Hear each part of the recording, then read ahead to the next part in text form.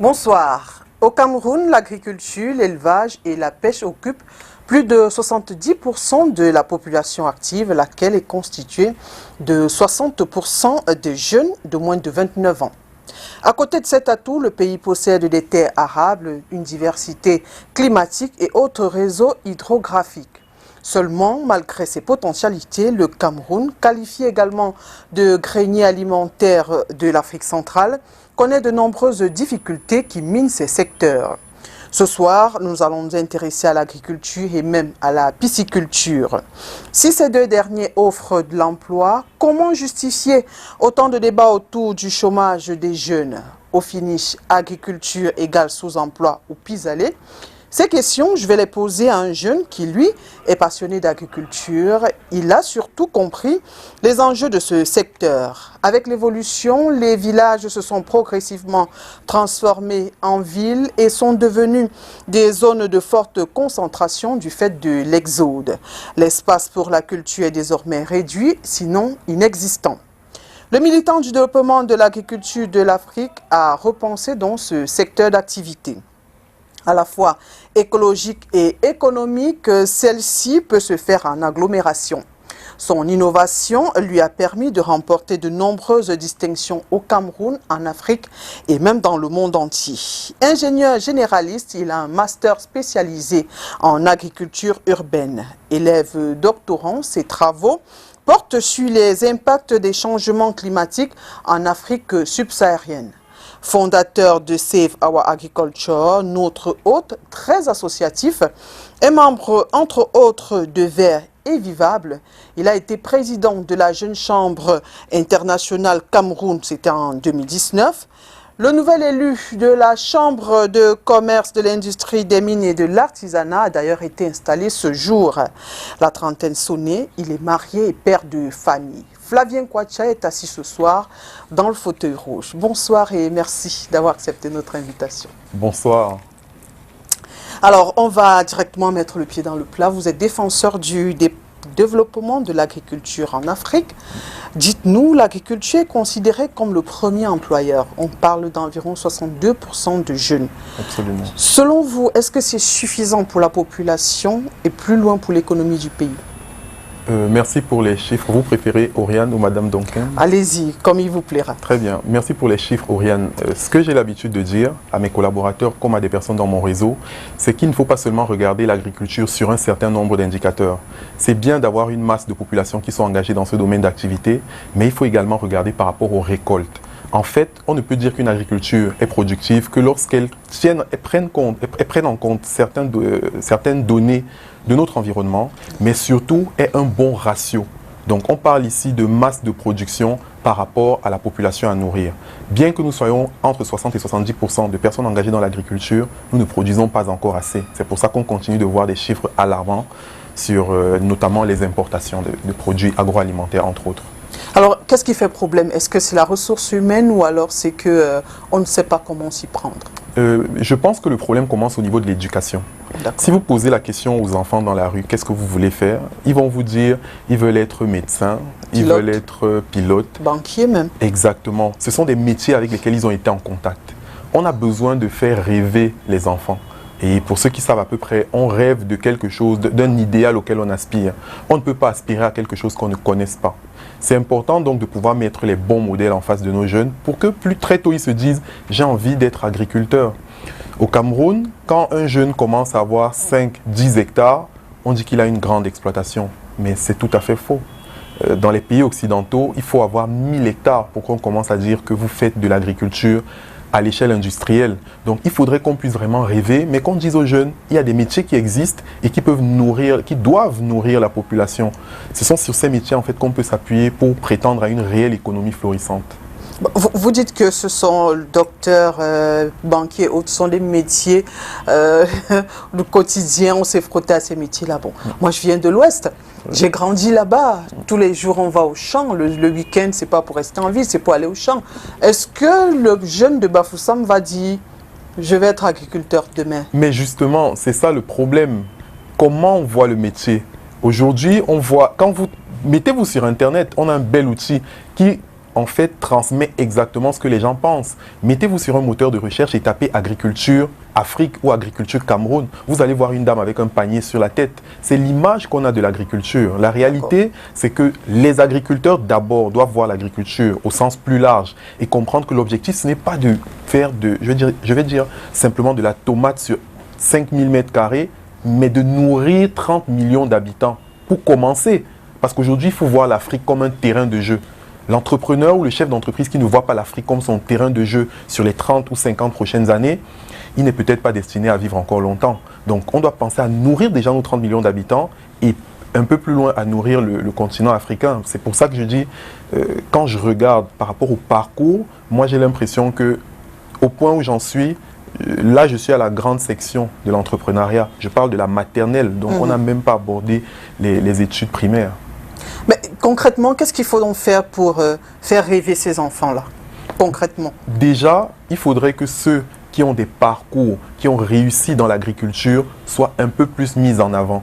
Pas pour faire de la communication excessive, mais aujourd'hui, c'est une question de souveraineté nationale. C'est important, c'est-à-dire que si vous ne mangez pas le matin avant de sortir de chez vous, vous ne pouvez même pas défendre quoi que ce soit. C'est exactement la même chose. Un pays, c'est comme une famille.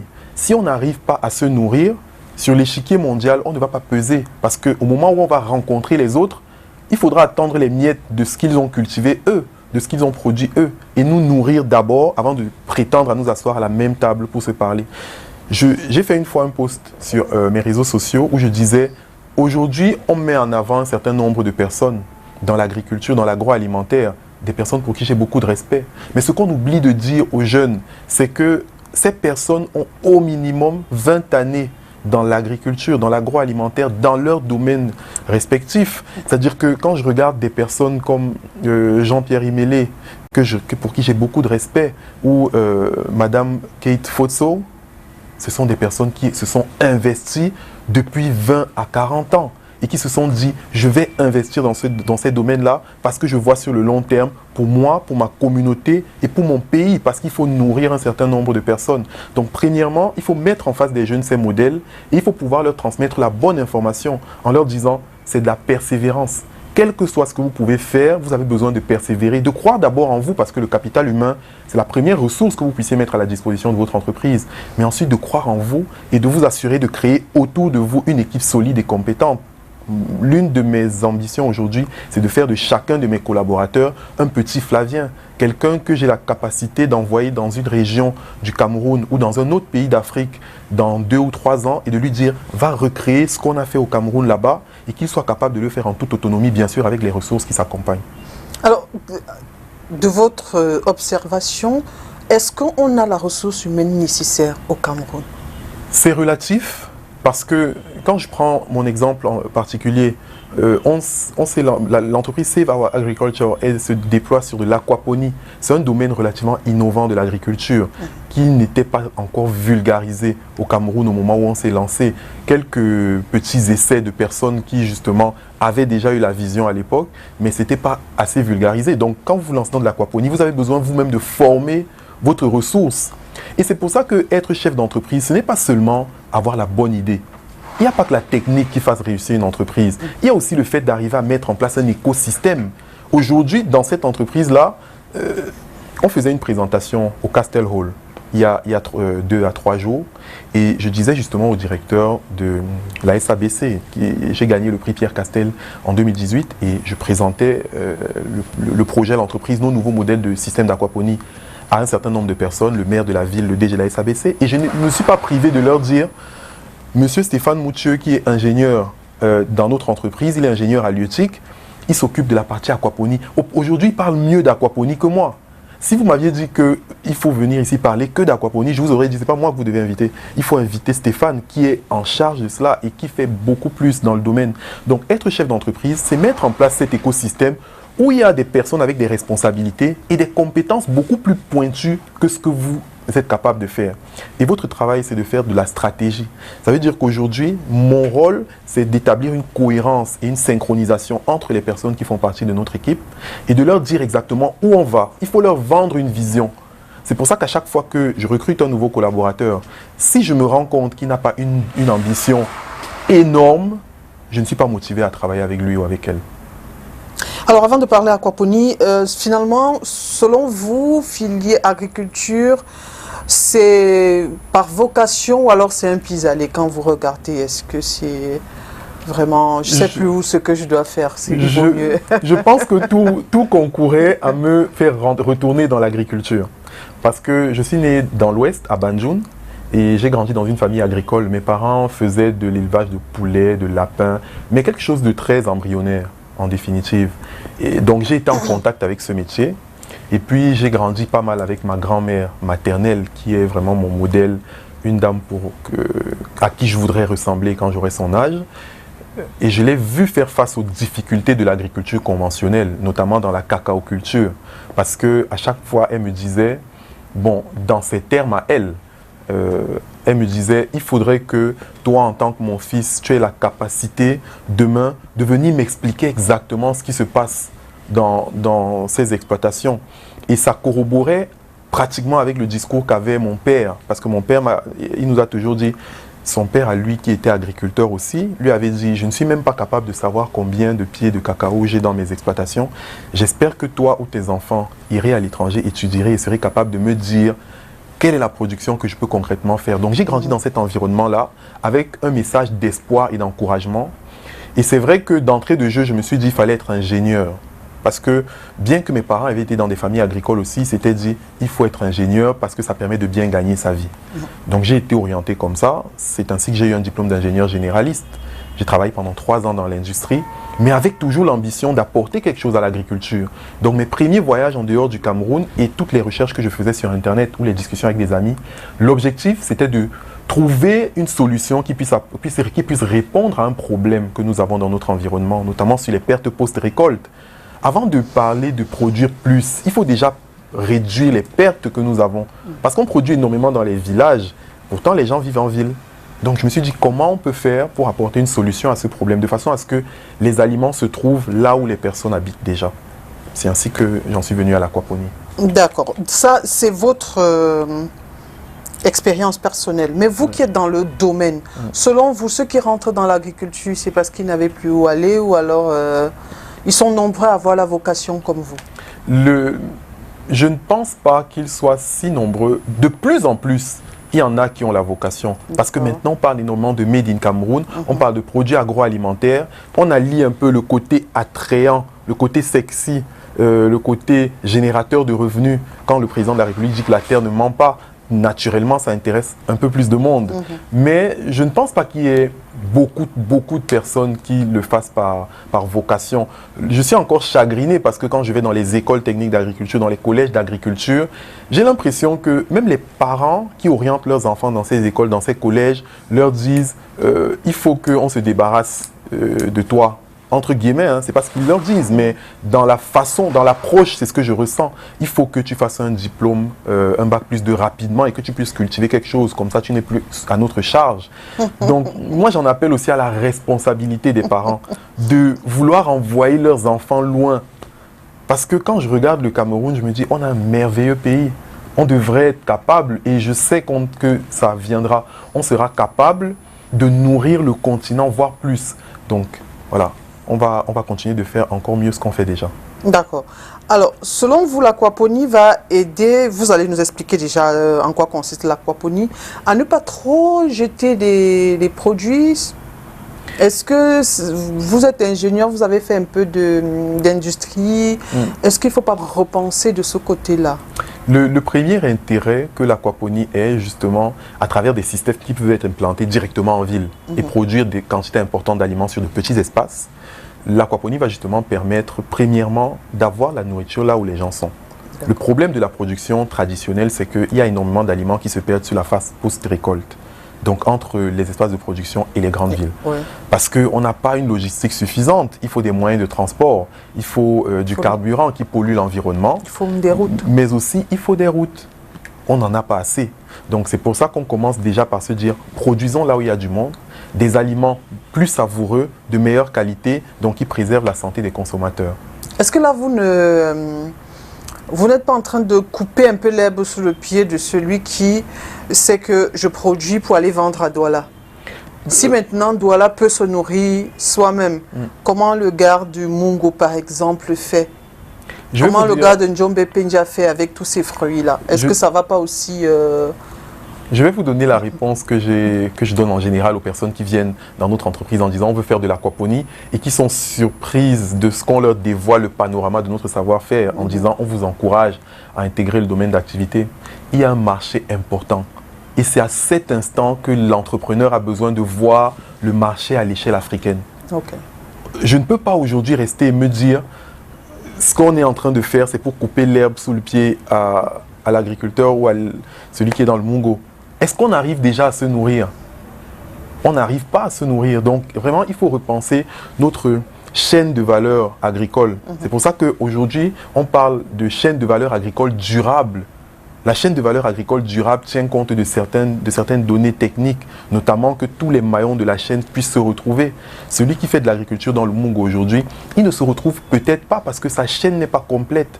Est-ce qu'en amont, sur le plan des semences, tout est bloqué? Est-ce que sur la distribution, parce qu'on est dans des denrées fraîches, donc si vous récoltez et que vous n'avez pas vendu dans les 2-3 jours, ce ne sont plus des aliments de qualité. Donc si vous respectez un certain canevas, une certaine charte qualité, vous n'allez même pas pouvoir les vendre. Parlez-nous de l'aquaponie après. L'aquaponie, donc, c'est un mode de culture qui consiste en fait en cycle fermé à se servir de déjection de poissons comme engrais naturel pour cultiver des légumes biologiques. Au départ, quand on s'est lancé dans ce domaine, on a voulu se rassurer que sur le plan au Cameroun, on puisse avoir des équipements, qu'on puisse sourcer du matériel local pour pouvoir fabriquer nos systèmes. Parce que si c'est faire de l'aquaponie et importer tout ce qu'il faut, on va juste déplacer le problème. Donc on s'est rassuré d'avoir ces équipements-là. Et l'un des gros avantages de ce mode de production, c'est qu'il vous permet d'avoir plus de récoltes sur de petits espaces et dans un mode totalement durable. Maintenant, la vérité derrière, c'est que vous devez investir un peu plus en aquaponie qu'en agriculture conventionnelle, mais avec un retour sur investissement équivalent. Bon, si je comprends bien, l'aquaponie, c'est... ou alors, je recadre ma question. Quel type de plante aujourd'hui nous faisons... pour l'aquaponie et peut-être quel type de poisson aussi, puisque les deux sont liés? Tout à fait. Oui. Aujourd'hui, sur la partie animale, nous faisons des poissons-chats, des poissons silures, des carpes et des tilapias. Et sur la partie production végétale, c'est majoritairement des légumes maraîchers. Tomates, salades, piments, gombo, concombres et des herbes aromatiques qui marchent très bien aussi, de la menthe, du basilic. Voilà. Mais est-ce que là, alors, le champ n'est pas restreint? Finalement, ça veut dire, ou alors ça conforte ce que vous avez dit, c'est plus domestique qu'industriel. Aujourd'hui, la vérité est qu'on ne pourrait pas encore parler d'aquaponie industrielle au Cameroun. Notre ambition, c'est justement d'en arriver là. Et je serais ravi de vous inviter dans quelques années à venir visiter une serre aquaponique de 2 hectares donc, quelque si part au Cameroun. Si je ne me suis pas lancé moi-même. Ce serait avec grand plaisir. Peut-être que c'est vous qui m'inviterez à ce moment-là. Mais disons que l'objectif, c'est d'arriver à cela. C'est pour ça qu'en 2020, justement, on passe sur un modèle en conteneur pour des cultures à grande échelle. Parce qu'aujourd'hui, le système de base d'aquaponie au sein de notre entreprise, il coûte 179 900 francs. C'est un système domestique. Mais tout le monde n'a pas la capacité d'acheter ce système. C'est pour ça qu'on est passé sur un modèle plus grand, qui aurait un investissement conséquent, mais pour permettre à des gens de venir acheter des légumes et de s'inscrire sur un programme de livraison, par exemple. Ça fait qu'une dame pourrait se dire, je veux acheter du poisson, 5 kilos de poisson tous les mois et 5 kilos de légumes. Et on aurait la capacité de répondre à cette demande-là. Donc le projet évolue avec de belles ambitions et la ressource humaine qui va avec. Ok. Alors, j'aimerais quand même faire une petite évaluation, parce que nous, on a grandi avec... l'agriculture conventionnelle. Oui. Est-ce que si on fait une évaluation en termes de récolte partie sur un même espace, est-ce que c'est mieux l'aquaponie ou alors c'est le volet écologique que vous allez mettre en avant? Ce n'est pas uniquement le volet écologique. Et c'est important de le mentionner. On ne vient pas vendre quelque chose de beau et de joli. Certes, ça a des avantages d'avoir un bel aquarium qui produise des légumes dans votre salon. Mais on parle là de chiffres avérés, de quelque chose que nous avons testé, implémenté, qui fonctionne. Pour les personnes qui appellent souvent et nous disent on veut des systèmes d'aquaponie, on leur dit venez à notre bureau, on a un démonstrateur aquaponique à l'extérieur et vous pouvez voir comment ça marche. Ça permet Si vous avez de la chance qu'il est en production pour vous éviter de faire la route jusqu'à notre ferme de Dibombari, vous voyez direct là, en plein cœur de Deido, comment ça fonctionne. Donc les volumes de production dont on parle, c'est quelque chose de pratique. C'est pas, on n'en est plus. L'agriculture, ce que j'aime sur ce domaine d'activité dans lequel nous sommes, on est sur quelque chose de concret. On n'est pas dans le vent. Et je pense que si on veut développer notre pays, on doit être dans quelque chose de pratique. L'aquaponie, ça allie agriculture, pisciculture. Est-ce qu'avec la pisciculture, on peut se dire qu'on peut avoir un rendement important? Oui, aussi. C'est important justement de noter que si vous faites de l'aquaponie, vous faites d'abord de la pisciculture, donc vous avez une récolte en produits animaux, notamment le spécimen de poisson que vous aurez choisi, mais ensuite une récolte en produits végétaux. Je reviens sur cette pisciculture-là. On parle, parce qu'au Cameroun, on parle de plus en plus d'importation du poisson. Oui. Jusqu'en 2019, on était à 186 000 tonnes par an. Est-ce que l'aquaponie aujourd'hui peut venir résoudre le problème d'importation de poissons au Cameroun? L'aquaponie à elle seule ne résoudra pas le problème d'importation au Cameroun. Elle apporte une partie de la solution. Elle contribue. Parce que si vous parlez de pisciculture, il faut maîtriser aussi un certain nombre de choses. Il y a l'alimentation qui, comme dans de nombreux domaines de la production animale, occupe encore plus de 50% du coût de production. Ensuite, il y a le type, le spécimen de poisson. Aujourd'hui, tous les spécimens de poissons ne sont pas encore domestiqués. C'est-à-dire que l'élevage maîtrisé n'est pas encore au rendez-vous. Donc, qu'est-ce que les Camerounais consomment? C'est la question qu'il faut se poser. Et c'est là où j'interpelle aussi toutes les parties prenantes de notre société. Ce n'est pas seulement nous en tant que privés qui devons faire des efforts. Il y a également la société civile qui doit comprendre la consommation, le besoin de soutenir les business portés par des locaux. Mais derrière, il y a le gouvernement qui est là pour la régulation. Et il faut investir dans la recherche. Quand les gens me demandent comment vous avez pensé à l'aquaponie il y a 4 ou 5 ans, je leur dis c'est une ambition, c'est une vision. Je ne suis même pas certain si vous m'aviez dit il y a 5 ans, où est-ce que vous vous voyez dans 5 ans que je vous parlerai d'aujourd'hui. Mais on a énormément avancé. On a investi plus de 150 millions dans cette entreprise-là parce qu'on sait où on va et qu'on pense que si d'autres personnes viennent rejoindre ce cercle de décision-là, on peut aller encore plus loin. Donc, je préfère regarder vers l'avenir, mais en disant à toutes les personnes qui sont intéressées que on dit chez nous qu'une seule main n'attache pas un mets de pistache. Donc, c'est ensemble qu'on va réussir à faire quelque chose. Bon, peut-être le nouveau membre de la Chambre de commerce que vous êtes va bien faire le travail privé-public. C'est un avantage, justement. On se dit que vous étant là-bas, vous pourrez rencontrer rapidement ou alors plus facilement le Minipia pour pouvoir développer ce secteur-là et peut-être sortir des exportations, des importations de poissons. Bien sûr. Ou alors de développer ce volet pisciculture, halieutique, pardon. Je n'aurais pas la prétention de me mettre tout seul dans le vous. Non, lorsque vous dites vous, en tant qu'élu, oui, mais des corps constitués. Ouais. Avec l'interprofession aquacole, par exemple, qui est en train de se mettre en place, nous sommes ouverts à collaborer. Il y a d'autres personnes également qui se sont lancées dans le domaine avec lesquelles nous sommes ouverts à des collaborations. C'est important de voir les choses de façon groupée. Parce que quand on parle d'aquaponie, c'est vrai qu'on regarde le Cameroun. Mais je peux vous dire que j'ai été reçu par le président de la République au Burkina Faso qui m'a dit « Ce que vous faites est magnifique. Et vraiment, on aimerait avoir une implémentation ici. On a des appels sur le Rwanda, des pays qui savent. Au Sénégal, on avait construit une serre aquaponique en 2018, mais les gens étaient émerveillés de savoir que ça peut se faire en Afrique parce que ce sont des choses qu'on voit souvent sur Internet. Et quelquefois, même on a des personnes en Europe, en Amérique qui nous contactent et nous disent « Ah, on ne savait pas qu'il y a quelque chose comme ça qui se fait au Cameroun. » Maintenant, je suis de plus en plus heureux quand je vois des diasporiens camerounais qui m'écrivent en disant « Je veux faire 1000 mètres carrés d'aquaponie, je veux faire 2000 mètres carrés d'aquaponie. » Et je sais que ces projets verront le jour très bientôt. Je ne veux pas beaucoup bavarder, vous verrez les résultats sur le terrain. On vous a également vu au salon de l'agriculture, vous alliez vendre également l'aquaponie en France? Oui, un merveilleux moment où j'ai eu l'honneur, l'occasion justement de discuter avec le président Emmanuel Macron et ses services avec lesquels justement nous gardons de très bons contacts. Ce moment a été rendu possible grâce à l'intervention du groupe Castel, parce que le fait d'avoir gagné le prix en 2018, le groupe a pris l'engagement de me suivre, pas seulement moi, tous les autres qui font partie de l'écosystème. Aujourd'hui, il y a eu 2 gagnants après moi, et justement, l'avantage d'avoir remporté un prix porté par ou défini par un entrepreneur en la personne de Pierre Castel, c'est justement parce que j'ai eu à échanger avec lui à l'occasion d'un voyage à Bordeaux, c'est de pouvoir avoir en face de vous quelqu'un qui comprenne ce que c'est que l'entrepreneuriat et que nous sommes sur un parcours. Il ne faut pas avoir un prix où on abandonne la personne derrière. Donc oui, c'était un merveilleux moment avec M. Macron qui lui aussi m'a posé 3 fois la question de savoir, c'est vous qui avez créé cette entreprise? Je lui ai dit oui. C'est vous qui faites ça, vous êtes employé de cette entreprise ou vous êtes le fondateur? Je lui ai dit, j'en suis le fondateur. Il m'a redit, c'est vous qui faites ça? Je lui ai redit oui.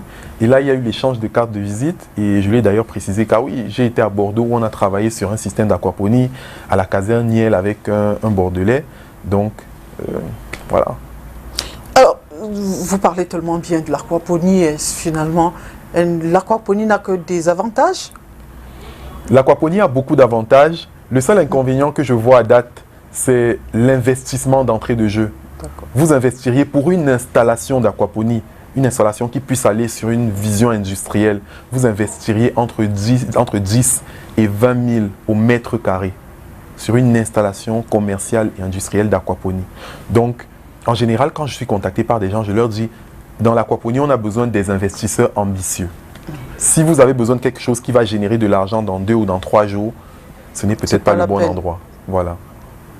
Mais est-ce que vous qui êtes agriculteur, est-ce que vous prenez le temps aussi de dire aux gens, l'agriculture, c'est pas je sème aujourd'hui et je gagne forcément demain, je veux dire que c'est sur le long terme, il y a des années où la récolte n'est pas bonne. Est-ce que vous prenez le temps d'expliquer quand même aux gens qui viennent vous contacter, parce que tel que vous parlez, tout est beau, hein? On a bien envie de se lancer là-dedans. Oriane, quel que soit le métier dans lequel vous êtes, vous devez savoir ce que vous faites. Le problème justement, et je combats avec la dernière des énergies, les belles paroles et les beaux discours qui ne disent pas la réalité aux gens. Aujourd'hui, on a Internet et vous avez sur Internet des personnes qui racontent des choses. Et quand vous êtes dans l'agriculture, vous regardez, vous vous demandez, mais j'ai juste envie de lui demander de venir diriger mon entreprise, il me fera gagner 5 fois plus d'argent. Vous voyez? Malheureusement, les gens aiment les beaux discours. Si vous dites aux gens la réalité, parce que quand les jeunes me contactent en me disant, mais vraiment Flavien, on aimerait pouvoir faire ce que tu fais, je leur dis, j'ai pris du temps à moi me former dans ce domaine d'activité, bien que c'était difficile, à me former à l'étranger et revenir au Cameroun pour le faire, à construire une belle équipe.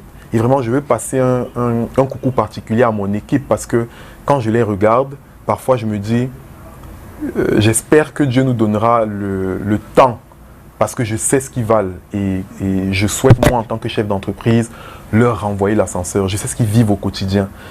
Avoir l'ambition, avoir la vision qu'ils ont et s'intégrer dans une entreprise comme la nôtre en se disant, on accepte de souffrir sur 2, 5 ans pour vivre dans 5 ou 10 ans comme beaucoup de personnes ne se seront pas permises, c'est être de vrais Camerounais.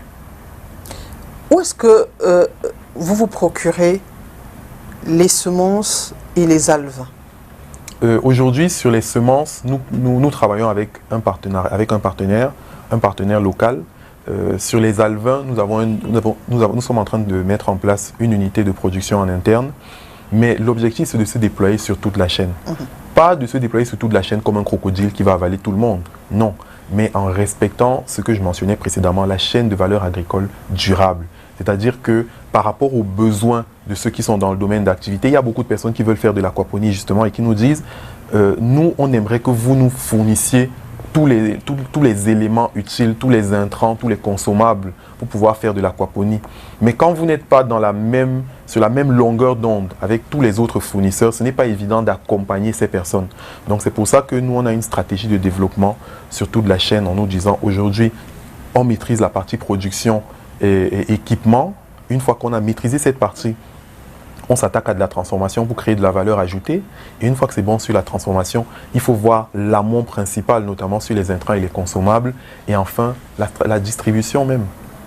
Mais comment sortir donc de cette chaîne-là également? Parce que on a eu à recevoir des agriculteurs ici qui disent que beaucoup de semences et même d'alevins viennent de l'extérieur, viennent de l'étranger. C'est absolument vrai. C'est pour ça que quand j'entends les gens parler de Made in Cameroun, je me dis, s'ils savaient. Mais comment faire donc pour stopper?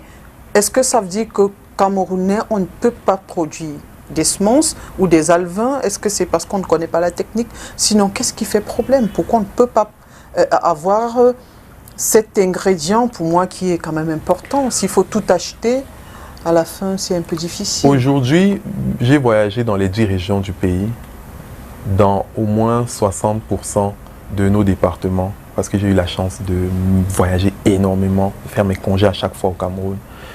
Et je ne sais pas s'il y a une seule chose que les Camerounais ne puissent pas produire. Ça n'existe pas, quelque chose que les Camerounais ne puissent pas produire. Mais pour qu'un Camerounais produise quelque chose, il doit le faire avec le cœur. Et c'est ça qui nous manque encore, avec le cœur.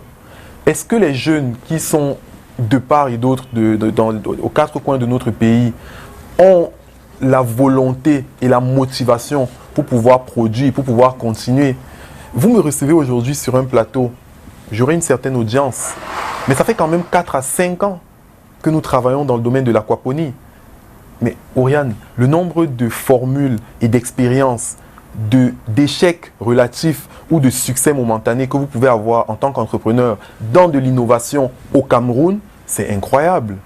Donc j'ai l'impression qu'on demande aux jeunes parfois de déployer des capacités herculéennes pour des solutions qui parfois ne sont pas juste à leur échelle. Donc des jeunes qui produisent.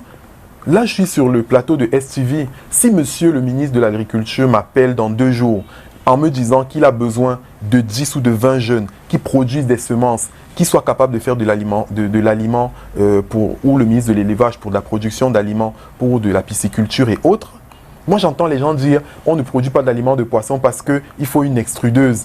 Mais on est au 21e siècle avec Alibaba, avec des sites internet où vous n'avez pas besoin de voyager pour voir des machines. Donc on peut tout faire. Mais il faut que toutes les parties prenantes s'engagent. Parce que le jeune qui s'assoit chez lui et se dit « je vais faire des semences », est-ce qu'il y a le soutien nécessaire qui vienne l'accompagner? C'est pour ça quand vous dites, moi en tant qu'élu à la Chambre de commerce, c'est ça la valeur ajoutée qu'on peut avoir. Moi aussi je suis arrivé à ce niveau parce que j'ai eu la chance d'avoir les bons conseils, d'avoir des gens qui m'ont dit il y a 4 ans, il faut aller à la Chambre de commerce. Il faut voir les formations qui sont données. Il y a des conseillers qui peuvent t'orienter. On a parfois l'impression qu'il n'y a rien qui se fasse dans notre environnement. Mais il y a des choses qui se font. Et être justement dans ces institutions-là, c'est l'occasion pour nous de faire valoir ce que nous pensons et de dire, aujourd'hui j'ai la capacité, moi en tant qu'élu, d'aller voir le président de la Chambre de commerce et d'aller voir le président de la section dans laquelle je suis pour dire, monsieur le président, en plus de ce que vous faites déjà, qui moi m'a permis d'arriver là où je suis, voilà ce que je pourrais proposer. Et c'est ensemble qu'on va mettre en place cette dynamique-là qui va accompagner notre développement. Alors, est-ce que vous avez déjà pu cerner donc ces différents goulots d'étranglement et penser peut-être les voies de sortie des solutions? Oui, nous avons cerné les goulots d'étranglement. J'étais encore ravi il y a 2 jours quand un de mes collaborateurs m'a fait suivre une note du ministère des Enseignements qui disait on va intégrer des cursus agricoles dans le parcours éducatif. L'éducation, c'est la première des choses. On veut faire des agriculteurs brillants, mais commençons à la base. Qu'est-ce qu'on vous dit, qu'est-ce qu'on dit dans l'église? Je prends un exemple simple. Dans l'église, on vous dit, vous voulez que je fasse un chrétien, un merveilleux chrétien, un chrétien 100% à notre image, comme ce que nous souhaitons, donnez-le-moi avant l'âge de 7 ans. Tout se joue avant 6 ou 7 ans.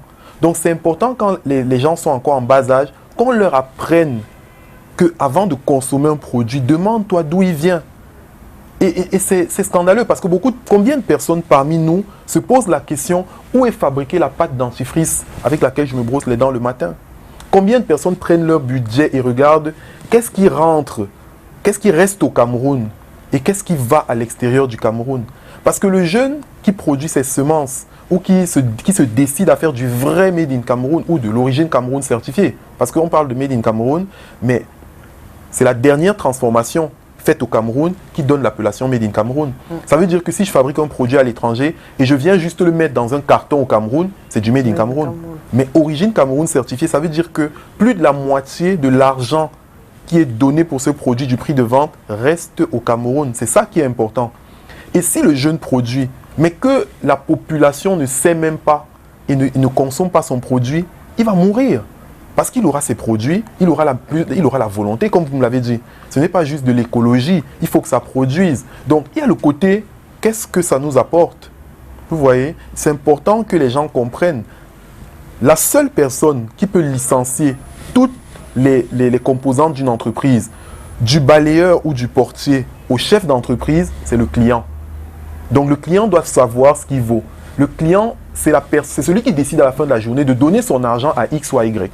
Si le client ne sait même pas déjà ça, c'est difficile pour nous, en tant qu'apporteurs de solutions, de nous positionner. Donc, définitivement, toutes les parties prenantes doivent intervenir. Je vois que le gouvernement fait pas mal de choses ces dernières années. On parle énormément de l'entrepreneuriat. Ce que, personnellement, je ne veux pas, ce que je ne souhaite pas, c'est que l'entrepreneuriat soit un bon prétexte pour dire aux gens à chaque fois il n'y a pas d'opportunité, allez faire de l'entrepreneuriat. Parce qu'il y a un certain nombre de paramètres pour faire de l'entrepreneuriat. J'ai souvent envie de dire aux gens, c'est pas parce que je suis chef d'entreprise, mais si vous ne réussissez pas à être un bon collaborateur, le terme employé ne me captive pas parce que je considère, moi je préfère dire collaborateur. Si vous n'arrivez pas à être un bon collaborateur dans une entreprise, il sera difficile pour vous d'être chef d'entreprise. Parce qu'en tant que chef d'entreprise, vous devez d'abord penser pour vous, mais avant de penser pour vous, vous devez penser pour chacun de vos collaborateurs. Vous devez leur vendre une vision, vous devez leur offrir un plan de carrière. Vous devez leur permettre de croire en eux à travers vous. Parce que tout comme vous recrutez quelqu'un dans votre entreprise, cette personne vous recrute en tant que patron et accepte de rester dans votre entreprise pour plusieurs années. C'est important pour vous d'attiser cette flamme. On peut rester parce qu'on n'a pas mieux ailleurs. Hein? Vous voulez que je donne un conseil à ces personnes? Allez-y. Je ne suis pas beaucoup resté dans les entreprises parce que j'ai travaillé 3 ans, puis 1 an, puis 1 an et je me suis mis à mon propre compte. Mais j'admire ceux qui restent longtemps dans des entreprises. Ce que je pense, c'est que si vous restez dans une entreprise et une vision de ce que vous voulez faire, acceptez de participer à construire quelque chose. Si vous restez juste par que faire, vous êtes plus un poids pour l'entreprise qu'autre chose. Allez rencontrer votre hiérarchie, parlez à votre hiérarchie de vos ambitions, dites-lui ce que vous voulez faire et n'hésitez pas, vous devez être dans un échange. Personnellement, j'ai des rencontres. Vous parlez de l'entreprise ici ou vous parlez d'autres choses de là? Il n'y a pas 2 types d'entreprises. Ah d'accord. Il n'y a pas 2 types d'entreprises. Donc, moi, personnellement, j'ai des entretiens avec mes N-1 directs régulièrement. Et je me rassure de leur permettre d'atteindre leurs objectifs. Parce que je leur dis toujours, et j'ai eu une discussion avec une de mes collaboratrices récemment qui me disait, depuis 2-3 mois, il y a énormément de pression dans l'entreprise. Et vraiment, je n'arrive plus à trouver mes marques. Et je lui ai dit, l'entreprise est en train de grandir. L'entreprise est en train de grandir et la pression augmente. Les enjeux ne sont plus les mêmes. Donc, on a le choix entre venir au bureau, s'asseoir et se dire qu'on est amis, ne pas atteindre les objectifs, ou alors se mettre le feu aux fesses. Parce que moi, je rêve que dans 5 ou 10 ans, que tous ici, vous soyez des directeurs régionaux ou des directeurs de filiales et que vous roulez dans des Prado V8. C'est ça mon rêve. Bon. Alors, le secteur agricole va bien, selon vous, ou alors allait bien hier et pourrait aller mieux demain, selon vous, aujourd'hui? Ce que je dirais, je ne veux pas que mon analyse ne soit pas prise à sa juste valeur. Parce que malheureusement, ce que je vais dire ici, là je vais peut-être m'adresser, je vais dire quoi, à 30 millions de Camerounais. Mais je me considère un peu dans le domaine de l'agriculture comme un parent qui dit à son enfant, il faut planifier ta vie. Il ne faut pas sortir avec les amis. En général, l'enfant ne comprend pas. Parce qu'il n'est pas dans votre situation. Donc, ce que je vais dire, ça appuie sur ma décision. Mais ce n'est pas une vérité universelle. Et moi, je pense que l'évolution pourrait être nettement améliorée. On évolue, mais pas autant que je pense qu'on pourrait. On a besoin de poser encore de réelles actions. Il faut qu'il y ait de réelles plateformes de concertation.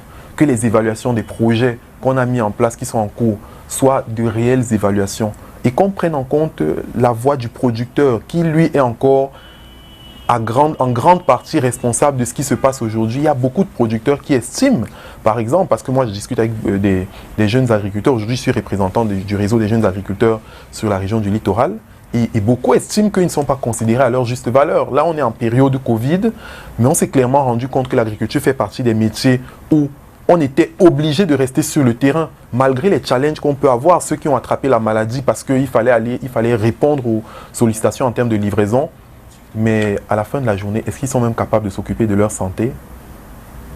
Puisque vous parlez de Covid, l'agriculture fait quand même partie des secteurs. Ce secteur-là a été particulièrement touché par la maladie. Vous, en tant que chef d'entreprise déjà, comment est-ce que vous avez fait, puisque vous n'avez pas fermé? Beaucoup d'entreprises ont fermé. Oui, beaucoup d'entreprises ont fermé. Et moi, j'ai envie de transmettre la force et la passion de nos métiers à tous ceux qui vivent des difficultés. Je ne pense pas que ce soit de leur fait forcément. Cette période n'a pas été évidente. Vous savez, j'ai un oncle pour qui j'ai beaucoup de respect et quand je me mariais, il me disait c'est important d'avoir une vraie partenaire. C'est important d'avoir une vraie partenaire. Je ne sais pas si je n'étais pas marié durant cette période où j'en serais maintenant parce que chaque soir quand je rentrais, ce sont les paroles que mon épouse me disait qui me permettaient de tenir et de me dire vraiment si elle croit en moi, je dois me dire que je peux aller encore plus loin. Les entreprises ont vécu une vraie période de difficulté et continuent. Quand je dis ont vécu, des entreprises vivent une vraie période de difficulté. La première raison pour laquelle moi j'ai tenu, c'est celle dont je vous ai parlé. La première raison pour laquelle nous avons tenu en tant qu'entreprise, c'est parce qu'on a des collaborateurs qui savent où on va, qui ne sont pas parfaits, mais qui ont compris le projet. Lorsque j'ai signé la note de service au mois d'avril, où j'envoyais une partie du personnel administratif à la maison, mon assistante est venue me dire « Monsieur, je viendrai au travail même si je ne touche pas mon salaire. » Et je me suis dit, je suis en voie d'atteindre mon objectif. Il faut que les employeurs, les chefs d'entreprise comprennent que le capital humain est la première ressource. Je préfère, pour un chef d'entreprise, qu'il appelle ses partenaires, ses fournisseurs et qu'il dise, je vais vous payer d'abord 20 ou 30%. Et qu'il mette la priorité sur les salaires de ses collaborateurs, qu'on paye quand même les collaborateurs parce que c'est eux qui sont au cœur de la machine de production. Après, c'est mon avis. Un autre chef d'entreprise peut estimer que ce n'est pas le cas pour lui. Mais vraiment, on a traversé une période où moi, j'étais capable même de vendre mon véhicule pour payer les salaires de mes gars. Vous voyez, c'est la première des choses qui nous a permis de tenir. La deuxième des choses qui nous a permis de tenir, c'est justement que nous soyons dans une entreprise qui fonctionne d'une certaine façon, avec des procédures, et qu'il y ait un esprit d'équipe. Que chacun sache que ce que je fais est utile pour l'entreprise, qu'on ait des clients qui nous comprennent. Nous, on livre à des hôteliers qui ont eu des créances qui étaient fermées. Quand un chef d'entreprise hôtelier vous dit « J'ai votre argent, je reconnais, mais j'ai 3 clients dans un hôtel, 3 ou 4 étoiles. » Qu'est-ce que vous faites? Donc, il a fallu faire asseoir toutes les personnes qui font partie de notre écosystème et leur dire « Voilà des difficultés, comment on fait ?» On a des fournisseurs qui ont compris aussi, auxquels on ne pouvait pas forcément délivrer les fonds tout de suite. On s'est mis ensemble dans une stratégie sur le moyen terme pour ne pas étouffer une personne et pas l'autre. Alors, avec cette pandémie et parlant du volet agriculture, on a particulièrement parlé de la tomate. Absolument. On a parlé de la tomate. Je parle de tomate parce que je sais que vous faites des cultures, c'est ce type de culture que vous faites. Tout à fait. Alors, est-ce que vous aussi, vous avez eu l'impact que les autres cultivateurs de tomates ont eu, ou alors, selon vous, il y avait une autre possibilité de repenser le volet tomate, le secteur tomate face à cette pandémie? D'accord.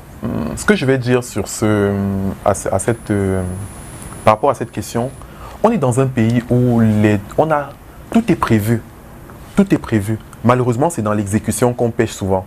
Parce que je ne sais pas si, quand vous regardez le plan d'industrialisation du Cameroun, le document de stratégie pour la croissance et l'emploi, quand vous regardez le plan même de développement agricole, ce sont des documents magnifiques. C'est magnifique. Tout est prévu d'avance. Mais pourquoi on en est encore à une production excessive? Pourquoi la transformation n'est pas développée? Parce que là, nous parlons d'aquaponie, nous parlons de tomates, mais je dirais, j'ai également une entreprise qui fait de l'élevage de poulets de chair, où vous aviez entre 300 et 500 de pertes sur chaque poulet que vous faisiez. il y a 2 ou 3 mois. Donc, la vérité, c'est qu'on a besoin de penser l'agriculture sur toute la chaîne. Et c'est pour ça que dans les écoles agricoles aujourd'hui, quand j'ai la chance de discuter avec les administrations, je leur dis, mais pourquoi on continue d'avoir uniquement des BTS production végétale, production animale? On devrait avoir des BTS transformation agroalimentaire, où on commence à la base à dire à l'étudiant, parce que on reçoit quoi? Entre 50 et 60 stagiaires chaque année au sein de mes entreprises. Mais quand je regarde, c'est le même profil. Ils arrivent à chaque fois, ils veulent faire de la culture concrète, pratique, primaire. Et je leur dis, mais orientez-vous vers de la transformation. Orientez-vous vers autre chose. Mais ils sont tous c'est sclérosé au niveau d'un seul maillon de la chaîne. Et c'est ça le principal problème. On a lancé une usine dans le Noun de transformation de tomates. Mais ensuite ça s'est arrêté.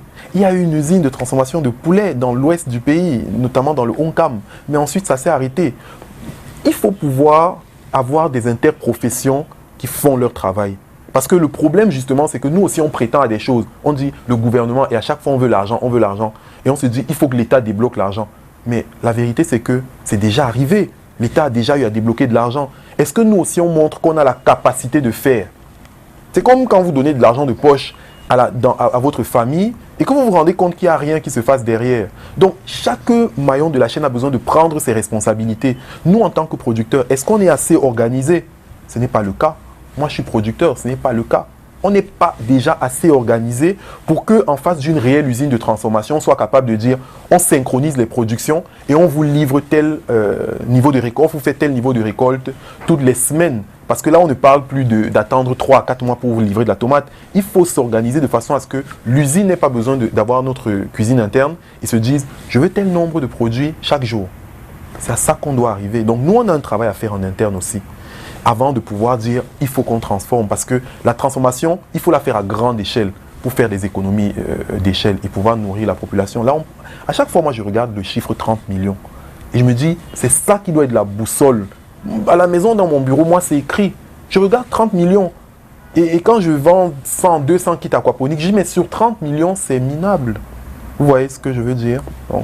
Mais face au problème tomate, à un certain moment, on a parlé d'une proposition de subvention d'environ 2 milliards.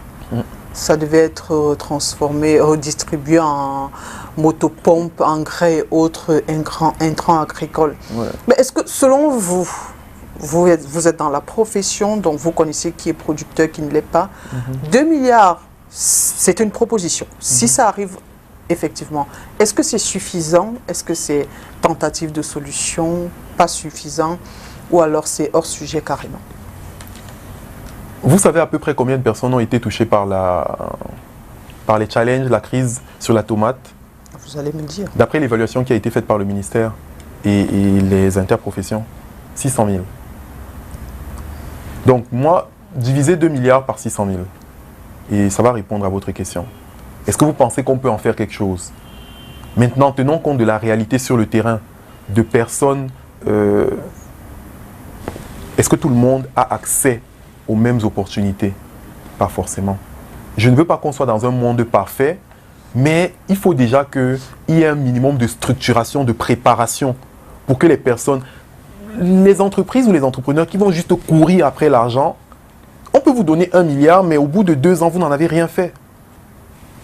C'est la réalité. Je pense que si vous êtes un peu proche de l'environnement économique, il y en a des personnes qui reçoivent des milliards, mais au bout de 2-3 ans, il n'y a rien. Ce n'est pas forcément des personnes qui ne sont pas intelligentes ou qui ne sont pas matures, mais c'est peut-être qu'il y a une structuration derrière qui manquait. Donc, il faut aussi regarder cette structuration-là et se dire, il faut d'abord qu'on prépare les entreprises à recevoir les fonds.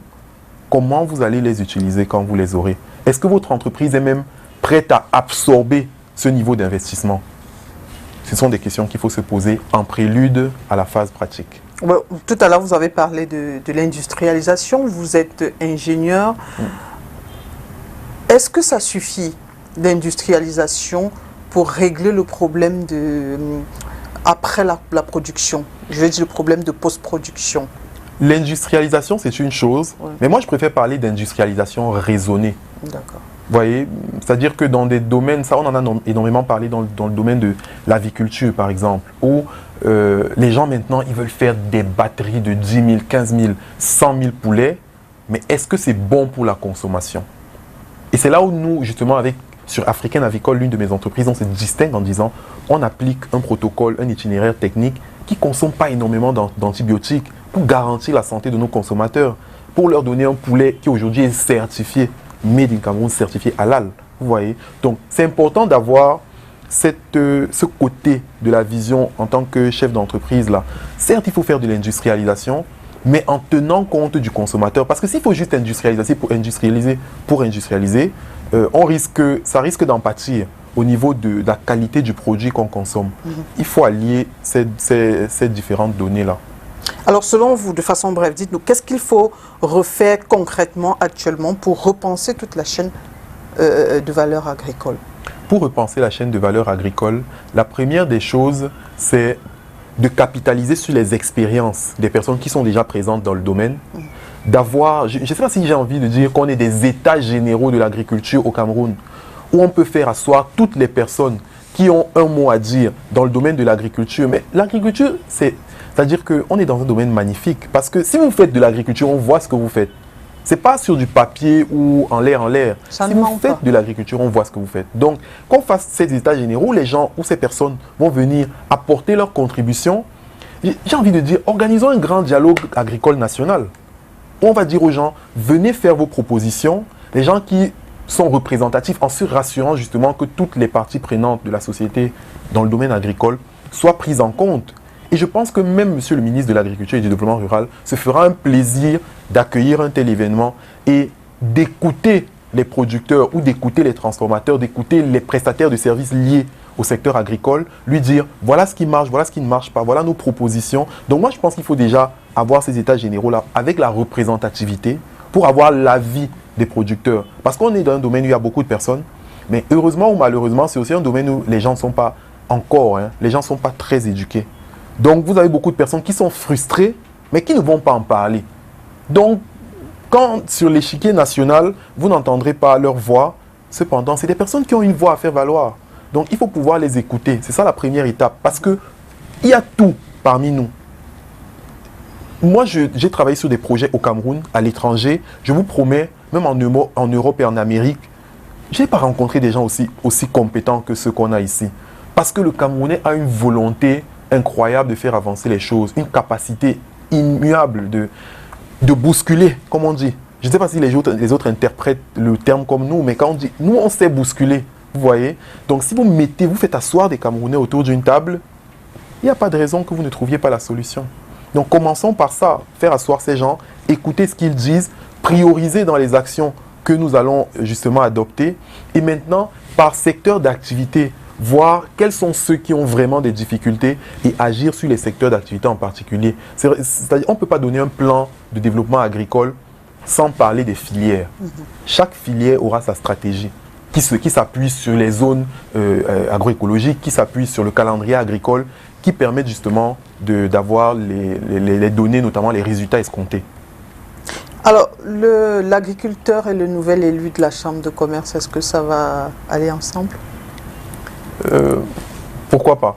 Bon, félicitations déjà, vous êtes nouvel élu. Merci. Vous avez d'ailleurs été installé ce jour à la Chambre des commerces, à la Chambre de commerce. Dites-nous déjà quel sera spécifiquement votre rôle là-bas. Qu'est-ce que vous allez faire de ce côté-là? Déjà, il faut comprendre c'est quoi le rôle, les missions de la Chambre de commerce en elle-même. La Chambre de commerce a des missions, premièrement des missions de consultation sur un certain nombre de choses. Par exemple, la rédaction de la loi des finances 2021, on est censé faire valoir l'avis des chefs d'entreprise, parce que c'est les chefs d'entreprise qui nous ont élus. Donc ce sont eux que nous représentons. Il y a des missions de facilitation sur le plan, par exemple, des formations, pour que les entreprises aient des ressources humaines de qualité. Et la Chambre de commerce, il y a également des missions notamment de représentation, organisation des événements, ou alors intérêt pour les chefs d'entreprise d'aller à des événements à l'étranger pour leur permettre de découvrir un certain nombre de choses qu'ils peuvent ramener au Cameroun, faire des transferts de technologie pour notre développement. Je ne sais pas si vous demandez mon rôle à la Chambre de commerce, mais ce que je pense que un jeune comme moi. Bon, après, jeune, c'est relatif. Hein. Là, je traverse la barre de 30 ans. Je ne me considère plus forcément comme jeune. Bon, mais ça encore, c'est discutable. C'est le rôle de la jeunesse dans cette chambre. Voilà, ce que je souhaiterais apporter au sein de cette chambre-là, c'est la vision des jeunes chefs d'entreprise. Vraiment, les jeunes, il y a 5 ans, je partais de zéro. Je partais de zéro pour être qui je suis aujourd'hui. Entre le jeune qui a vu de l'aquaponie sur Internet et qui s'est dit il faut que je contextualise et que je fasse ça au Cameroun, qui a enregistré un brevet, qui a créé 1, puis 2, puis 3 entreprises, recruté des collaborateurs et qui aujourd'hui a un produit qui est sur le marché. C'est un parcours, je pense, qui est parsemé de tellement d'embûches auxquelles on pourrait apporter des solutions. Ce sont ces propositions de solutions-là que je souhaite apporter à la Chambre, qui a commencé à travailler dessus. Parce que, comme je vous ai dit, moi, j'ai profité de certains programmes de la Chambre de commerce. Mais je souhaite justement participer à renforcer encore ces programmes-là pour que les jeunes entrepreneurs, les jeunes chefs d'entreprise qui aujourd'hui m'ont élu au sein de cette chambre-là puissent se dire on a quelqu'un qui puisse porter notre voix. Voilà. Alors, est-ce que, bon, là vous parlez du projet des jeunes entrepreneurs, dites-nous de façon concrète, c'est quoi vos chantiers prioritaires, au moins, tout au moins? Qu'est-ce que vous entendez faire dès que vous êtes installé déjà? Maintenant, qu'est-ce que vous allez faire d'ici demain ou dans les jours qui suivent? Très bien. À la Chambre de commerce, je suis élu à la sous-section artisanat de production. D'accord. On parle d'artisanat lorsqu'il s'agit de tout métier où on utilise ses mains pour pouvoir produire sans faire recours à des machines ou à des outils industriels. Donc, il y a une section artisanat et moi, je fais partie de la sous-section artisanat de production dans la section artisanat. Le premier chantier sur lequel je souhaite et je collaborerai avec mes pairs pour que nous travaillions, c'est déjà que les gens comprennent ce que c'est que l'artisanat au Cameroun. Certains se demanderont peut-être un monsieur qui fait de l'agriculture. C'est les rosiers, c'est des... Voilà, oui, les gens pensent qu'être artisan, c'est faire des chaises en rotin, par exemple. Oui, c'est faire des sculptures. Et... Oui, mais pas uniquement. Si vous faites quelque chose avec vos mains, la personne qui m'a cousu ce vêtement est un artisan. Quelqu'un qui fait de la production agroalimentaire, pas à l'échelle industrielle, est un artisan. Donc il faut déjà que les artisans comprennent qu'ils sont des artisans, qu'ils soient informés de la loi sur l'artisanat qui a été promulguée il y a quelques années, qui distingue justement artisanat de production, artisanat de prestation de services, et qu'ils comprennent dans quel secteur ils se trouvent, qu'ils puissent, eux, devenir des entrepreneurs officiellement. L'un des problèmes qu'on a encore dans cette section-là, c'est que beaucoup de personnes sont au quartier, comme on pourrait le dire, ne sont pas déclarées officiellement. Il faut déjà faire partie officiellement du fichier des artisans de votre commune ou alors légaliser votre entreprise. Heureusement, aujourd'hui, avec le Centre des formalités à la création d'entreprise, c'est beaucoup plus facile de le faire. Donc, c'est ça le premier chantier. Parce que plus on aura de personnes qui légalisent leurs entreprises, qui sont assises avec nous à la table de décision, on pourra avoir les avis de tous les chefs d'entreprise dans le secteur de l'artisanat.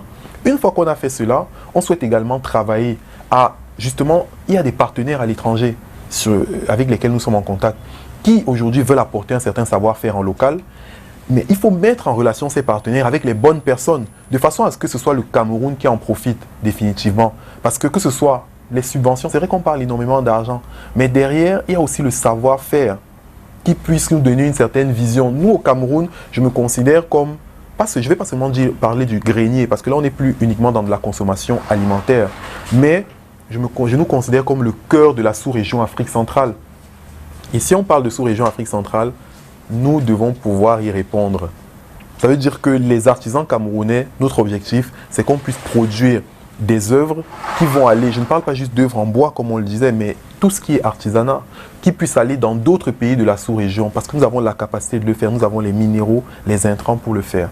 De faire du Made in Cameroun dans le sens large du terme. C'est ça. Alors, quand vous parlez, c'est tellement beau, hein? Est-ce que vous avez...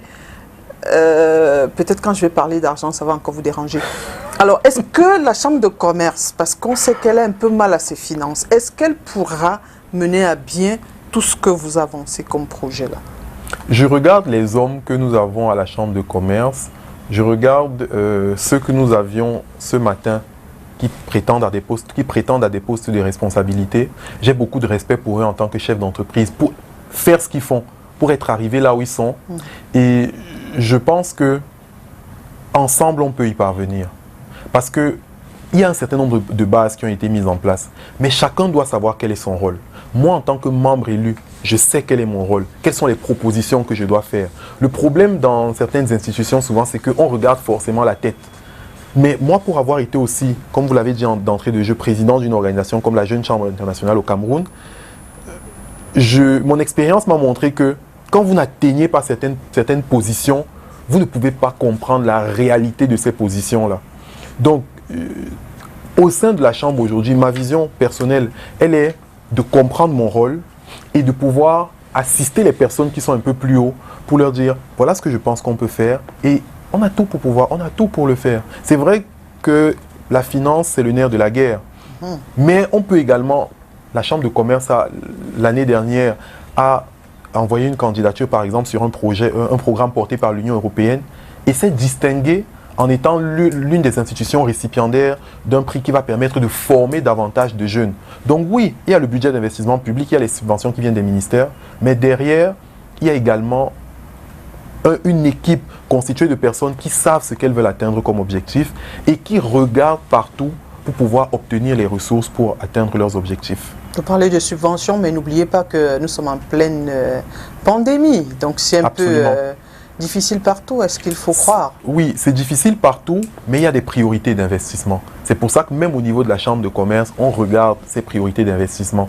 Quand vous voyez par exemple le centre d'incubation pilote qui a été mis en place, et là la Chambre commence justement à penser à un projet de centre d'incubation pilote amélioré de deuxième génération dans une zone à Bois-d'Ibo, notamment pas loin de Bonaveri. L'objectif, c'est justement de penser déjà à des secteurs d'activité qui peuvent être porteurs de valeur ajoutée. Et là, on a une jeunesse qui a de la volonté. C'est pour ça que c'est important d'agir sur ce secteur de la formation-là. Maintenant, moi, ce que je fais justement, c'est à chaque fois de faire ces propositions, de dire, OK, on est en train de mettre en place ce centre d'incubation pilote. Voilà ce qu'on peut faire en termes de formation légère, parce que tout le monde n'aura pas le temps et la capacité de venir participer à des formations de très grande envergure. Voilà ce qu'il faut faire en termes de coûts pour que ce soit accessible à la jeunesse, pour les intéresser davantage. Donc, on va continuer sur ce chantier-là. Et je serais ravi de venir dans 3-4 ans avec éventuellement mon président de section. Et je ne sais pas si vous avez déjà reçu le président de la Chambre de commerce, mais moi je prends l'engagement de vous... Il glisse encore entre les mailles. Je prends l'engagement de discuter avec le président de la Chambre de commerce pour qu'il puisse avoir un entretien avec vous. Je pense que vous serez surprise de savoir ce qui est fait en termes de travail. Mais on sait que moi je suis nouvellement élu. J'ai été membre du fichier consulaire de la Chambre depuis 4 ans. Et ce à qui beaucoup sera donné, beaucoup sera demandé. Donc, ce que je vais dire aux chefs d'entreprise, n'arrêtez pas de demander. Parce que si vous nous avez élus, c'est pour qu'on travaille. On est là pour ça. Ne vous privez pas de dire on a besoin de ci ou de ça. Même si on n'a pas toutes les clés en main, on va aller vers les bonnes personnes. Moi, j'ai envie de dire, est-ce que c'est pas l'enthousiasme du nouvel élu? Est-ce que je ne suis pas le mieux placé pour vous le dire. C'est tellement bien. Je ne suis pas le mieux placé pour vous le dire. Mais moi, je crois en cette institution consulaire parce que je sais ce dont on a bénéficié de cette institution pour être là où on en est aujourd'hui. Et j'œuvrerai dans mon niveau de compétence, dans mon cercle de compétences, pour pouvoir permettre à plus de personnes, parce que si je dis plus de jeunes, il ne faut pas que je sois isolationniste, plus de personnes d'accéder à ces ressources-là. Mais moi, je vais interroger le jeune. Selon vous, quelle est la place des jeunes comme vous dans ces instances de décision? Qu'est-ce que les jeunes peuvent apporter? Vraiment, je n'ai pas envie de dire qu'il y a le conflit de génération, hein. Même si vous allez me dire après comment est-ce que vous avez été accueilli en tant que nouvel élu. Quelle est la place des jeunes donc, dans ces instances de décision? La place des jeunes, la question notamment de la jeunesse, mais aussi du genre, est vraiment au rendez-vous. C'est-à-dire qu'on en parle. Non seulement il faut des jeunes, mais il faut également autant d'hommes que de dames. C'est important d'avoir la représentativité. Si on n'a pas de représentativité, on ne peut pas résoudre les problèmes. Et ce que moi, de comment j'ai été accueilli, de ce que je vois dans la Chambre de commerce, il y a une réelle volonté de donner de la place à ces personnes-là. D'abord sur le plan formel, parce que dans les textes de la Chambre de commerce, même lors des élections des membres du bureau, il y a ce qu'on appelle le bureau d'âge, qui a en son sein le plus jeune élu et le plus vieux élu. Donc d'abord, c'est déjà pour tenir compte de cette composante d'âge-là. Mais derrière, mon message à l'endroit des jeunes, c'est de dire, Si on veut être là, soyons présents là où les choses se décident. Parce qu'il y a une réelle volonté. Moi, je vois que ce soit le président Eken, quand je vais le rencontrer pour lui dire « Ah, je suis intéressé à être membre élu de la Chambre de commerce », je n'ai reçu que des encouragements pour dire « Allez-y, mais il faut vous faire soutenir par les chefs d'entreprise qui vont vous élire. » Mais quelle que soit la volonté qu'on peut avoir, si les jeunes eux-mêmes ne sont pas forcément présents, ça va être compliqué.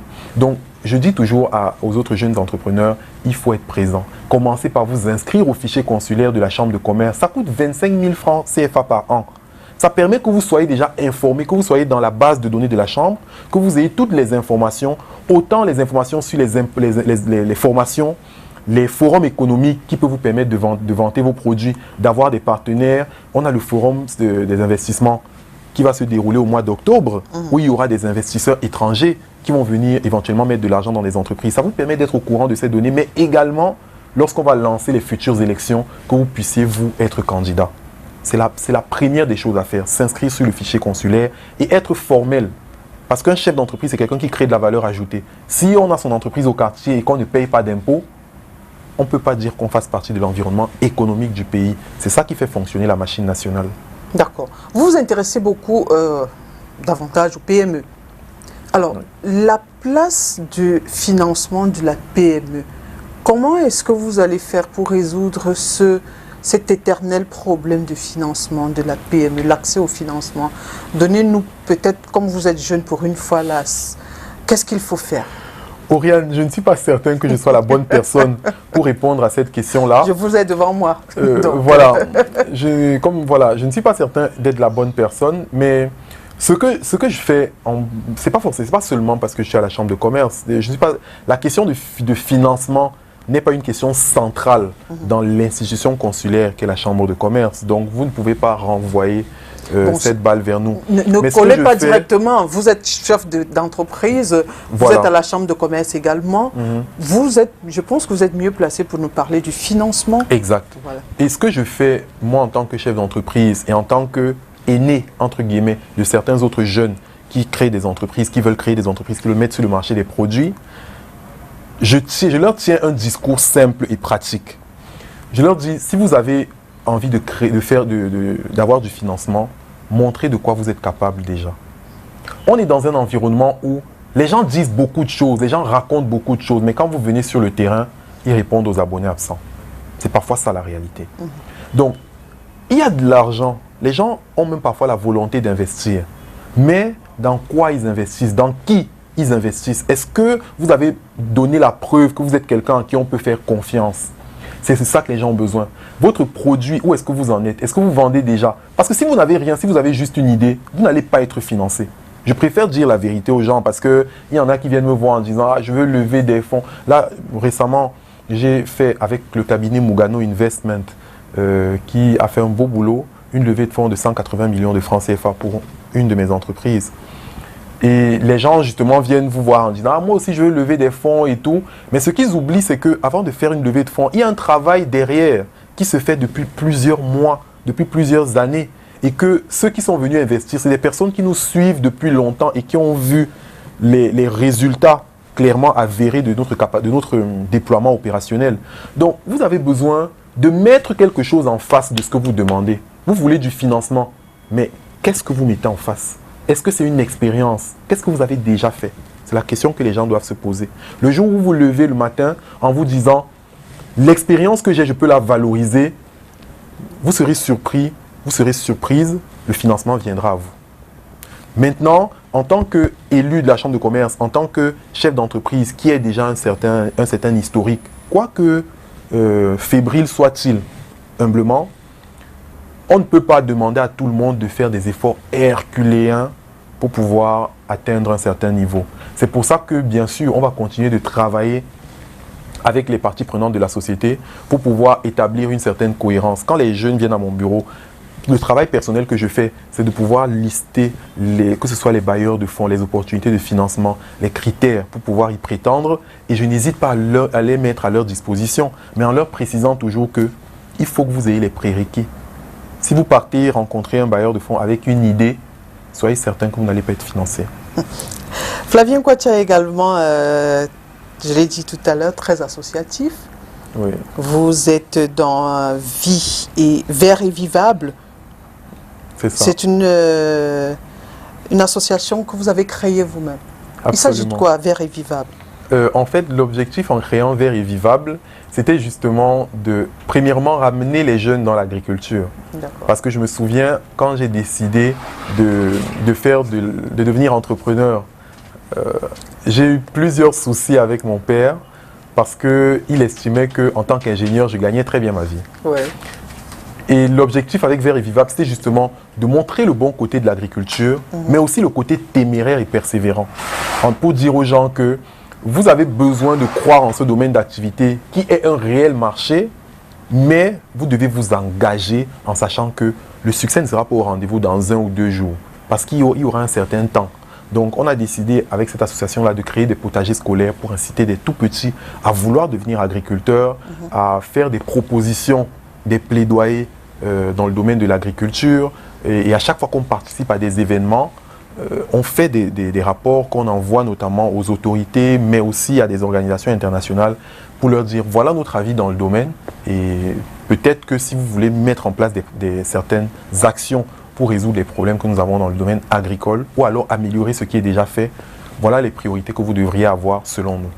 D'accord. Alors, je ne sais pas si c'est une association également, mais vous êtes le fondateur de Save Our Agriculture. Oui, c'est une entreprise lucrative. J'ai envie de comprendre, est-ce que l'agriculture est en danger pour que vous vouliez la sauver? Ok, je vais répondre à la question en vous disant ceci. Est-ce que vous avez entendu parler du stress hydrique en Afrique du Sud il y a à peu près 5 à 6 ans? Ça continue jusqu'à aujourd'hui. Mais il y a des villes en Afrique du Sud où on ne permettait pas, les gens ouvraient leur robinet, il n'y avait plus d'eau. Et on ne permettait pas à ces gens, quand ils allaient à la fontaine, de puiser plus de 20 litres d'eau par personne. Ils étaient obligés de limiter leur consommation. L'agriculture, telle qu'elle est faite aujourd'hui, consomme 80% de l'eau consommable sur la planète. Quand je parle d'eau consommable, en fait, il n'y a que 2% de l'eau sur la planète qui est utilisable. Parce que le reste, c'est de l'eau de mer, c'est extrêmement salé. Ça ne peut pas aller dans certains domaines. Donc, l'agriculture consomme 80% de cette eau. Et c'est en ça que nous sommes en danger. Parce qu'on a de moins en moins d'eau. Et figurez-vous qu'il y a 10 pays sur la planète qui, dans 20 ans, auront 60% des ressources en eau. Et ces pays sont en train d'envisager de vendre les ressources en eau aux autres pays. Donc vous, Camerounais, qui êtes assis à la maison aujourd'hui et qui vous dites que moi, de toutes les façons, je vais aller au supermarché acheter mes produits agricoles, comprenez que si on n'investit pas dans l'agriculture de façon intelligente, on se retrouvera en plus de nos aliments qui coûteront un certain prix parce que l'eau pour les cultiver aura été achetée au prix fort. On devrait également acheter même l'eau que nous allons boire à la maison. C'est une réalité que les gens ne connaissent pas, mais l'eau, c'est l'or du prochain siècle. Mais, puisque vous parlez de ça, qu'est-ce qu'il faut faire donc? Est-ce que ça veut dire que ce n'est que l'agriculture qui va nous sauver? Qu'est-ce qu'il faut faire? Ce n'est pas seulement l'agriculture, Oui. mais puisque l'agriculture consomme 80% de l'eau, c'est le premier secteur dans lequel on doit investir pour faire des économies d'eau. C'est pour ça que ça peut paraître amusant pour des gens quand on leur dit que l'aquaponie consomme 10% de l'eau qui était consommée par l'agriculture conventionnelle, mais faites 10% de l'eau sur une exploitation de 50 hectares. Et vous verrez ce que ça en coûte comme économie. À chaque fois, il faut que les gens pensent à l'échelle. Si les gens ne pensent pas à l'échelle, d'entrée de jeu, les données seront faussées. D'accord. Bon, fermons la parenthèse de l'entreprise. On revient sur l'association. Vous avez été président de la Jeune Chambre internationale Cameroun Tout à fait. 2019. C'est ça. Vous souriez. Parcours plutôt bien. Merveilleux parcours. J'ai été parrainé. Tous les résultats, les voyants sont verts complètement. Non, il faut toujours être ambitieux. Il faut en vouloir plus. On ne peut pas dire que les voyants sont verts. On peut faire 50 fois ce qu'on arrive à faire aujourd'hui au sein de la Jeune Chambre internationale Cameroun. Moi, j'ai eu la chance d'être parrainé par Emmanuel Gassapi, qui est un entrepreneur d'expérience aussi, et qui m'a dit, Flavien, en tant que président, sache que les gens vont t'en vouloir, les gens vont te demander énormément, et même si tu ne dors pas, on va te dire que tu n'as rien foutu. Mais les chiffres parlent d'eux-mêmes. C'est-à-dire que la JCI, c'est une organisation pyramidale. J'ai envie de dire, quand on parle de jeunes chambres, on parle toujours des jeunes entrepreneurs. C'est quoi vos activités concrètement? Il s'agit de quoi? En fait, la Jeune Chambre internationale est une organisation pour des jeunes de 18 à 40 ans qui ont envie de créer des opportunités de développement dans leur environnement. C'est vrai que ça peut sembler très théorique de le dire comme ça, mais en fait, notre objectif, c'est de faire asseoir autour d'une même table les trois catégories de la société: public, privé, société civile. Donc, nous menons des actions de développement parce qu'on se rend compte que ces personnes, justement, veulent développer le pays, mais en général, chacune de son côté. Ce que nous on fait au sein de la Jeune Chambre internationale, c'est premièrement de collaborer avec les autorités locales. C'est-à-dire que quand je parlais d'organisation pyramidale, au sein du Cameroun, il y a plusieurs villes dans lesquelles vous avez la Jeune Chambre internationale. Ces jeunes chambres ont pour objectif de déceler les problèmes de leur société.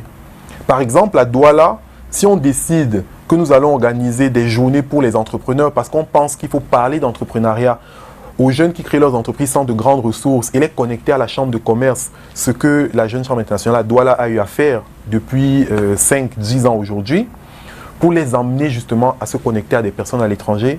Dans une ville comme Banga, on va plutôt mettre en place des potagers communautaires parce que la ville est majoritairement agricole et que les jeunes ont besoin d'être orientés dans la structuration de leurs entreprises, trouver des débouchés sur le marché.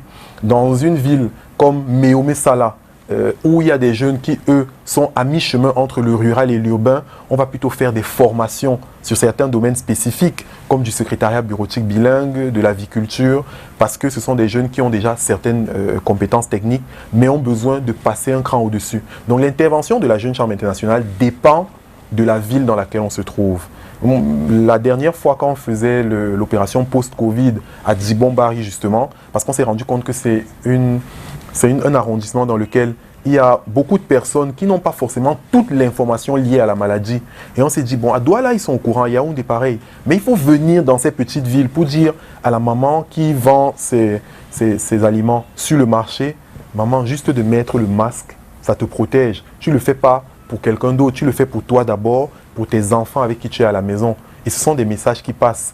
Donc, moi, j'ai envie de dire à chaque jeune qui veut créer de la valeur ajoutée, qui veut faire quelque chose de sa vie, il y a beaucoup d'associations qui existent. Mais les ressources que vous avez au sein de la Jeune Chambre internationale, je ne suis pas sûr que vous les avez à beaucoup d'endroits. C'est une organisation qui existe depuis 30 ans au Cameroun.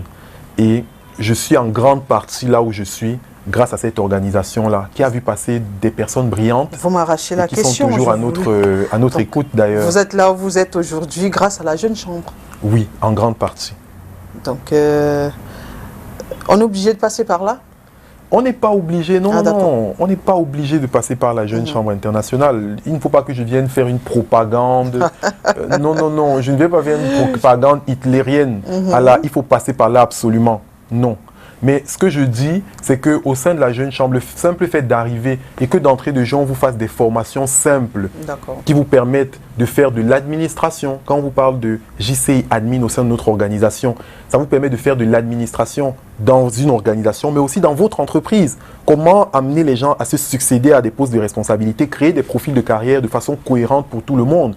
C'est ça qui me permet de gérer mon entreprise. Quand on vous fait des formations comme JCI Presenter, qui vous permet de faire une présentation et de faire valoir vos idées en très peu de temps. Les gens me demandent comment j'ai réussi à maintenir M. Emmanuel Macron 15 minutes dans mon stand qui faisait 4 mètres carrés au Salon de l'Agriculture. Il y avait des stands beaucoup plus importants. Mais je dis en général que le plus dur pour quelqu'un comme moi, c'est d'avoir une personne en face de moi. Je suis certain que le jour où je me retrouve devant Monsieur le Président de la République, Son Excellence Paul Biya, les idées que j'ai pour le développement de l'agriculture, je les lui fais passer en 15 minutes parce que je saurais comment aborder le sujet, amener la thématique que je veux lui présenter et l'intéresser par rapport à ses priorités à lui pour le développement de notre pays. C'est ce que nous apprenons au sein de la Jeune Chambre internationale. Ce sont des soft skills que vous n'apprenez pas à l'école. Et je ne le dirai jamais assez. On a tout dans notre environnement pour réussir. Les jeunes ne sont pas obligés de venir à la Jeune Chambre internationale, mais ceux qui viendront, je pense qu'ils ne le regretteront pas. Je veux comprendre, est-ce que, peut-être que je devrais commencer par votre bilan 2019, est-ce que dans votre association, ou alors dans cette association-là, vous n'y êtes plus, vous n'êtes plus président? Je ne suis plus président national, mais je continue d'être membre au sein de JCI à Douala. Est-ce que la jeune chambre, j'ai envie de dire chaque année, a comme des... Renouvellement de l'organe de direction? Pas encore là. Est-ce que vous voulez dire, bon, cette année, voici tel nombre d'entrepreneurs que nous avons mis sur le terrain, voici tel nombre d'entrepreneurs. Est-ce que vous faites des bilans comme cela? Nous faisons des bilans annuels. Déjà, par rapport à la question, la jeune chambre internationale, ce n'est pas uniquement pour les entrepreneurs. C'est pour des jeunes de 18 à 40 ans, quel que soit ce que vous faites. Entrepreneurs, je veux dire chef d'entreprise, employé, cadre ou pas, leader associatif. Si vous avez l'intention d'apporter quelque chose à notre société, vous êtes les bienvenus au sein de cette organisation-là. Et oui, il y a des bilans qui se font chaque année avec un certain suivi. C'est pour ça que les passations se font de façon régulière avec un certain nombre en respectant un certain nombre de canaux pour qu'il y ait une continuité dans le management de l'organisation. Pour que ce qui a été fait par un précédent président puisse être poursuivi par celui qui arrive. Et votre bilan 2019? Sur le bilan 2019... Vous pensez que vous avez pu regrouper combien de jeunes ou alors, vous avez dit, c'est pas que les jeunes entrepreneurs. Oui, c'est pas que les jeunes entrepreneurs. Disons les jeunes. Oui, alors disons que sur le bilan 2019, notre bilan, il se définit par rapport à un certain nombre de paramètres. D'abord, par rapport à l'envergure de ce que nous avons pu toucher. Par rapport à des réalités qui ont été vécues avant ma mandature en 2019, la jeune chambre, la réalité c'est qu'elle n'est pas assez connue. Et c'est dommage.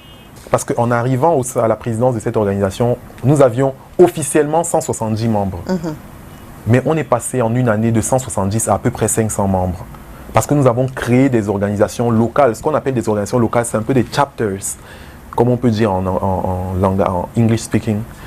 C'est un peu des chapters et on a créé plusieurs organisations locales dans des villes où la jeune chambre internationale n'existait pas encore. Et j'ai été ravi qu'à chaque fois ça se fasse avec la collaboration des autorités locales et traditionnelles, donc des autorités administratives et traditionnelles qui se sont dit « nous voulons que cette organisation existe ici ». Notre mandat, le mandat s'évalue chez nous en termes de nombre de formations par exemple qui a été donné à des personnes, en termes de potentiel d'atteinte, de qu'est-ce que vous avez pu créer dans la vie de chaque membre. Donc c'est ainsi qu'on regarde. Et au sein de la JCI, il y a justement un ranking qui se fait. Au sein de l'organisation mondiale, il y a un ranking qui se fait. Donc le Cameroun justement a fait partie des 5 meilleures organisations dans le monde, parmi les plus de 150 qui font partie de la JCI en 2019. C'est pour ça qu'on a reçu un prix que j'ai eu le plaisir de remettre à notre parrain de mandat. Pour sortir vraiment de la JCI, pourquoi 40 ans? Pourquoi 18 à 40 ans? Est-ce que c'est à cet âge-là qu'on estime qu'on est plus performant? Sinon, pourquoi cette tranche-là? En fait, la JCI a été créée il y a exactement 105 ans. Ça a démarré par un club de danse, de personnes qui voulaient créer quelque chose d'attrayant dans leur société et qui se disaient, nous en tant que jeunes, nous sommes les futurs leaders. La vérité, c'est que nous sommes les futurs leaders. Ça ne veut pas dire qu'après 40 ans, on s'arrête d'être actif. Mais 18 à 40 ans, c'est le temps suffisant d'apprentissage pour un leadership performant. Ça veut dire que, ça ne veut pas dire que quand on a 18 ou 40 ans, on ne peut pas être un bon leader. Si, la preuve c'est que ceux qui prennent la direction de notre organisation ont également entre 18 et 40 ans. En fait, c'est d'abord des membres. Mais c'est la période pendant laquelle on est actif et on a la capacité d'apprentissage qu'on peut capitaliser rapidement. Donc à 41 ans, on est trop vieux. Vous savez qu'en termes d'être humain, c'est relatif. Hein. Ma mère, elle a 70 ans. Dans quoi? Quelques 2-3 années. Mais ma mère court encore plus vite que moi. Quand vous parlez de 40 ans, on a l'impression qu'après 40 ans, on ne peut plus rien. Non, pas du tout. Il ne faut pas que les personnes le prennent personnellement. Hein. Même ceux qui ont plus de 40 ans peuvent être des sympathisants au sein de l'organisation et de toute façon peuvent avoir à apporter. Merci beaucoup Flavien Kwacha, nous sommes arrivés au terme de notre émission. Merci à vous Oriane. J'espère que, à chaque fois que je parle, j'espère que ce que je dis permet à des personnes en face de se développer elles aussi. Je vais mentionner... Rassurez-nous, vous n'êtes pas coach également. Non, je ne suis pas coach. Ah d'accord. Je ne suis pas coach. Je voudrais bon, la question de coach, je ne veux pas l'aborder. Je voudrais être coach quand j'aurai 50, 70, 80 ans, parce que mes expériences parleront d'elles-mêmes. D'accord. Je n'aurai pas besoin de dire quoi que ce soit.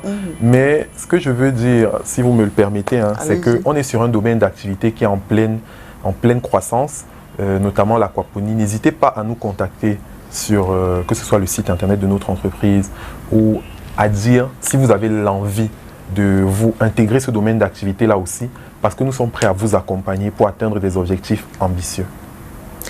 Merci. Merci encore. Mesdames et messieurs, merci à vous d'avoir été des nôtres. À jeudi prochain.